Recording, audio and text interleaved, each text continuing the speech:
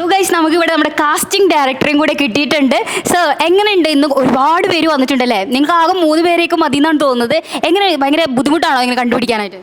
ഇല്ല സാധാരണ ഇപ്പോൾ ഓഡീഷൻ എന്ന് പറഞ്ഞ കേരളത്തിൽ നടക്കുന്നൊരു പരിപാടി എന്ന് വെച്ചിട്ടുണ്ടെങ്കിൽ ഈ ജൂനിയർ ആർട്ടിസ്റ്റിനെ കാസ്റ്റ് ചെയ്യാൻ വേണ്ടിയിട്ടാണ് സാധാരണ ഓപ്പൺ ഓഡീഷൻ എന്ന് പറഞ്ഞിട്ട് ഒരുപാട് പേരെ ബുദ്ധിമുട്ടിക്കുന്നത്. നമ്മൾ അതിൽ നിന്ന് വ്യത്യസ്തമായിട്ട് ലീഡായിട്ടുള്ള ക്യാരക്ടേഴ്സിന് വേണ്ടി മാത്രമാണ് ഇത്രയും ഓപ്പൺ ഓഡീഷൻ വെച്ചത്. അപ്പോൾ അതുകൊണ്ട് തന്നെ ഭയങ്കര രസമായിട്ട് ഇത്രയും ആളുകൾ വരുന്നത് തന്നെ ഭയങ്കര സന്തോഷമുണ്ട്. പ്രത്യേകിച്ച് സ്ത്രീകൾ, പെൺകുട്ടികൾ വരുന്നു എന്നുള്ളത് ഭയങ്കര സന്തോഷം ഉണ്ടാക്കുന്ന കാര്യമാണ്. മാത്രമല്ല നല്ല പെർഫോമേഴ്സാണ്. അതുകൊണ്ട് യാതൊരു ബുദ്ധിമുട്ടുകളില്ല. നമ്മൾ ആ പ്രോസസ് തന്നെ ഭയങ്കരമായിട്ട് എൻജോയ് ചെയ്തുകൊണ്ടിരിക്കുകയാണ്. കാരണം ഇനിയൊരു വരുന്ന പുതിയ സെൻസിബിലിറ്റിയിൽ പുതിയ ആളുകൾ വരുന്നു എന്നുള്ളത് ഭയങ്കര സന്തോഷം ഉണ്ടാക്കുന്ന കാര്യമാണ്. അത് കാസ്റ്റിങ്ങിൽ മലയാള സിനിമയ്ക്ക് പൊതുവായിട്ടൊരു ഗുണം ചെയ്യുന്ന ഒരു കാര്യമായിരിക്കും.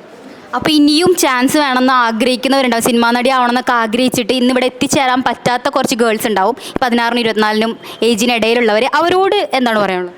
ഈ 16-24 എന്ന് പറഞ്ഞിട്ടുണ്ടെങ്കിൽ പല ആൾക്കാരെ നമ്മളോട് ചോദിക്കുന്നത് അപ്പോൾ 29 വയസ്സായിട്ട് വരാൻ പറ്റില്ല എന്ന് ചോദിക്കുന്നുണ്ട്. പറ്റും. ആക്ച്വലി സ്ക്രീനേജ് ആണ് ഈ 16 to 24 നമ്മൾ പറഞ്ഞത്. അപ്പോൾ 29 വയസ്സായാലും കുഴപ്പമൊന്നുമില്ല.